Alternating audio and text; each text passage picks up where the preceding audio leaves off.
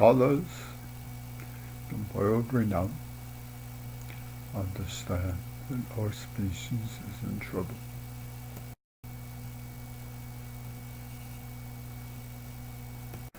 Linguistic anthropology as an art. The preeminence of appreciation and preservation involved is affirmative of existence in ways that bucks the trends of a cynical society, full of disconnect. The morale of the field is enlightening in that way.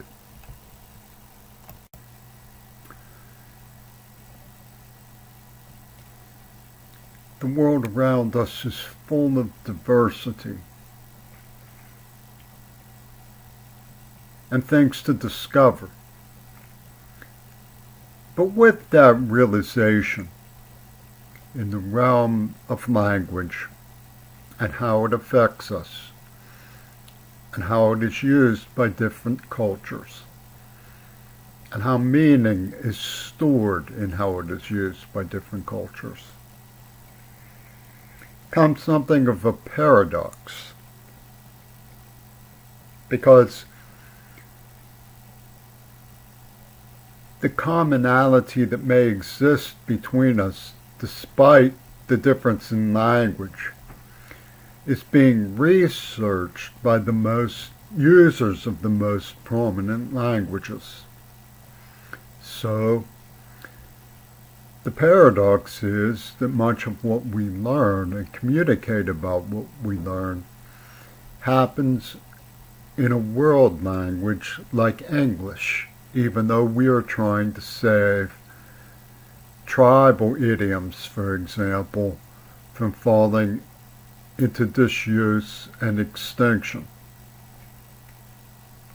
As a consequence of that, we need to understand ourselves as English-speaking people a little better too. English has many varieties, just as humans have many varieties in their language and in their culture. But English is intelligible, usually, across these differences of variety. And many people have come to understand and appreciate English as a useful world language. True. Scholars who prefer their own language have questioned whether or not there's a rivalry with English that imposes on the cultures we are studying with the hope of trying to preserve them. So this paradox is written into the script of the issue of English as a world language. And there are reasons why people would be concerned about what kind of dominant construct is at work in the changes that come with the development of linguistic anthropology, because there's nothing new about misconstruction and misunderstanding.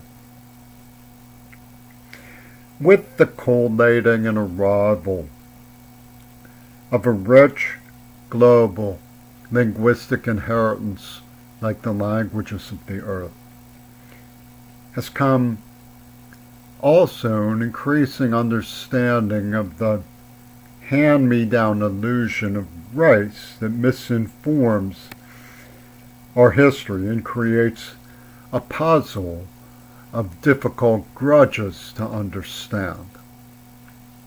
And we must avoid allowing English as a world language from becoming a perpetuator of ideological ideas.